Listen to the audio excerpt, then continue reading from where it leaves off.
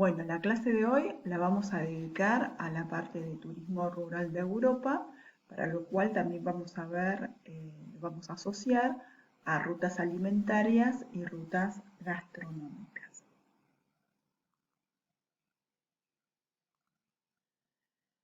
Para clarificar un poco este término, que ustedes, según la bibliografía que consulten, van a ver que turismo rural a veces es asociada a agroturismo, es asociado a turismo verde o es asociado a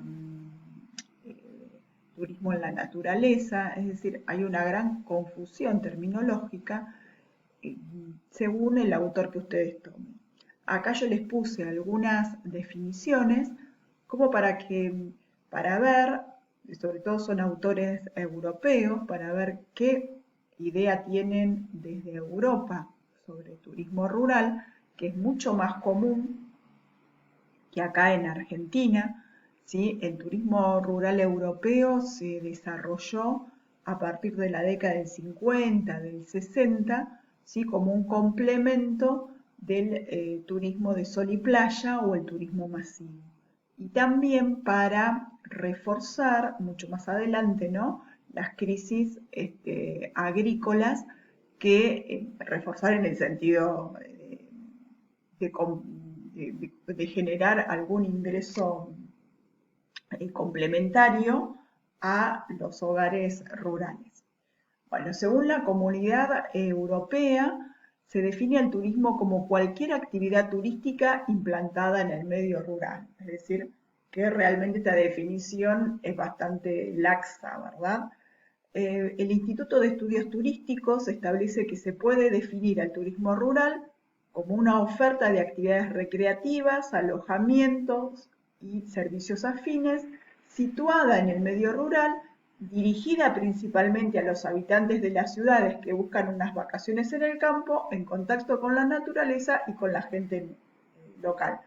En realidad es la misma idea que la anterior, como que cualquier actividad, mientras que esté en el medio rural, puede ser considerada como turismo rural. Solo que le agrega tres condiciones interesantes. Una, que buscar vacaciones en un medio rural, estar en contacto con la naturaleza y con la gente local, con lo cual la localía parece ser que es un elemento distintivo con respecto a otras opciones turísticas. El Instituto Nacional de Estadística, el INE de España, en el 2001, cuando define los alojamientos de turismo rural, que ya eran muy importantes para esa época, los califica a partir de una serie de cuestiones o de características que tienen que tener estos establecimientos. Ellos tienen que estar situados en el medio rural, tienen que tener edificaciones con una tipología arquitectónica propia de la zona o estar situados en fincas que mantienen activas explotaciones agropecuarias. Es decir, el primero, bueno, es común a todos, pero la tipología arquitectónica en Europa se conservan muchas edificaciones de la Edad Media, ¿sí? De pueblos rurales realmente muy antiguos, y por ello se trata de rescatar ese tipo de arquitectura, ¿sí? O bien de explotaciones que están activas, ¿verdad? Y además, por último, ofrecer un número de plazas y habitaciones para el alojamiento de huéspedes limitado, además de reunir, bueno, requisitos de infraestructura y dotaciones básicas, es decir, que no nos vamos a encontrar con un gran hotel en un medio rural, sino que acá dice limitado, no establece el número eh, máximo de habitaciones que puede llegar a ofrecer un alojamiento dentro del medio rural, ¿sí? Pero apuntamos básicamente a casas de familia o a departamentos, más que departamentos serían casas, ¿sí? Para un número de huéspedes reducido. Acá tenemos un autor, Fuentes García, que parte de una definición de turismo rural mucho más integral, ¿sí? Diciendo que turismo rural es aquella actividad turística realizada en el espacio rural pero compuesta por una oferta integrada de ocio, dirigida a una demanda cuya motivación es el entorno autóctono, es decir, naturaleza, gastronomía, arquitectura tradicional, folclore y tradiciones populares, y que presenta una interrelación con la sociedad local. Es decir, acá tenemos tres patas: el medio rural, indispensable, un conjunto de servicios que está vinculado con el contacto con la naturaleza, con platos tradicionales, ¿sí? O con algún tipo de actividad tradicional, en un medio arquitectónico también tradicional o propio de cada lugar, y que a su vez busca la interrelación con la sociedad local. Es decir, acá tenemos un concepto un poco más claro de lo que estábamos viendo.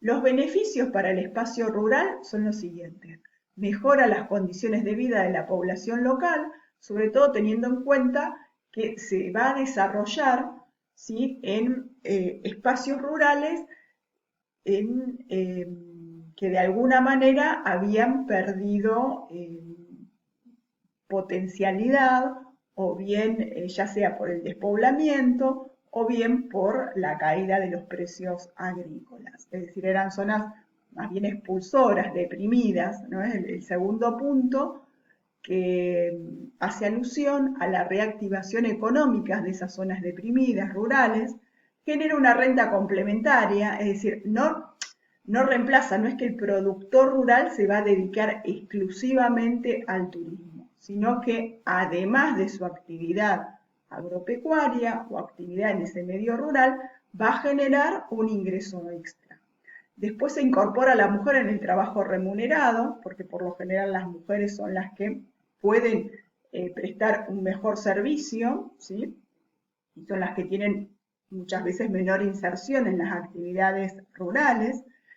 La otra cuestión es la estabilización de la población local desde el punto de vista demográfico, es decir, eran zonas expulsoras de población, y que de esta forma, al generar otra fuente de trabajo, una actividad económica, hacen que sobre todo los jóvenes sigan permaneciendo en esas pequeñas localidades.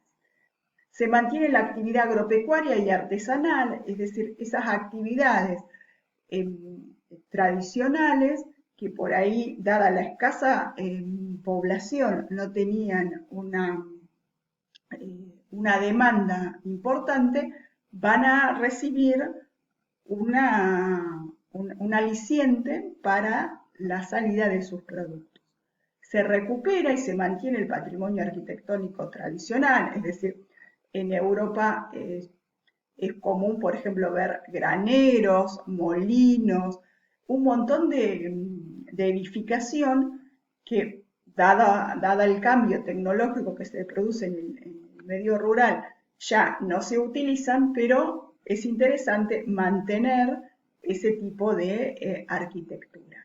Se preserva el medio físico, el medio natural, y también se potencian los intercambios culturales. Hay una apertura hacia comportamientos sociales en el sentido de que se puede, digamos, reciben personas de otros lugares, siempre apuntando a que el destinatario de esta actividad es un turista que proviene de las grandes ciudades. La Unión Europea, a través de sus diferentes reparticiones, que como ustedes vimos realmente ha tenido un rol muy importante en lo que es la inversión dentro de todos los países miembros de la Unión, apuntó a reactivar la economía del mundo rural, en un intento por frenar graves éxodos que se produjeron hacia las ciudades y reducir desequilibrios existentes en áreas rurales y urbanas. ¿Esto por qué? Porque realmente la gente que migra del campo a la ciudad finalmente termina colapsando los servicios de esas grandes ciudades, ya que va a demandar, además de empleo, vivienda, un montón de servicios. En cambio, si se frena ese éxodo de las zonas rurales hacia las ciudades, lo que ellos consideran es que a la larga trae más beneficios. Entonces, ha habido subsidios, préstamos, para hacer algún tipo de actividad en el medio rural, que puede ser desde ampliar, por ejemplo, algún establecimiento, remodelar algún tipo de cabaña o prestar algún servicio como puede ser el gastronómico, el artesanal o de asistencia al turista. ¿Sí? O por ejemplo, no sé, poner una gomería o un servicio de asistencia a la actividad turística. Entonces, por eso hubo una serie de programas, ¿sí? Que sobre todo se apuntaban a las regiones menos favorecidas. Las opciones obviamente son incontables, desde recorridos por pueblos de montaña hasta lo que puede ser participar, por ejemplo, en distintas actividades del medio rural. Van a ver que realmente es muy amplia la oferta que se tiene cuando si ustedes consultan el turismo rural europeo.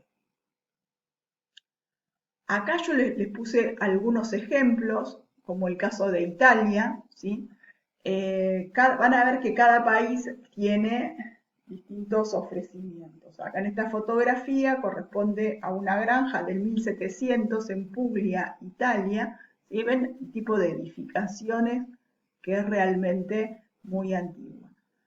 Entonces, desde los años 90, acá ya es más moderno, los agricultores empiezan a reconvertir sus antiguas granjas para ofrecerlas al turista, ¿no?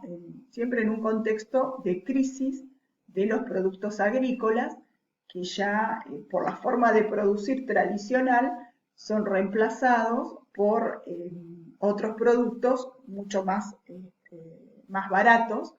Entonces la forma tradicional de producir termina en términos relativos siendo cara y la producción local decae. Entonces, ¿qué hacen? Acondicionan habitaciones, inclusive restaurantes, ¿sí? Anexos a sus granjas. Ahí podemos ver todo lo que es la producción local orientada hacia el turista. ¿Sí? Otras regiones dedicadas al turismo rural en Italia tienen que ver con la Toscana, que ya después lo vamos a ver en las rutas del vino inclusive, donde uno se puede alojar en casas rurales en medio de los cultivos tanto de olivares como de viñedos, ¿no? Y visitar pueblos medievales como Montepulciano o San Geminiano, ¿sí? Toda esa ruta que está cerca de Firenze, de Siena. Y al sur de Italia, en Puglia o Calabria, también hay alojamientos rurales, sobre todo de olivares, que se puede visitar y ver todo el proceso de producción del aceite de oliva, o en la misma Sicilia, donde la producción está orientada hacia las plantaciones de limones y almendras que aún están activas y uno puede ver tanto el proceso de producción como realizar algún tipo de cata, algún tipo de degustación de estos productos. Cabe destacar que se puede, digamos, hay dos opciones, o pernoctar 1 o 2 noches en estos establecimientos, o bien hacer una visita de día completo. ¿Sí? Digamos, es un turismo para un fin de semana de lo que estamos hablando, y no, digamos, es muy difícil que un turista vaya a un medio rural por 10, 15 días, seguramente lo debe haber, pero se orienta básicamente al turismo de fin de semana.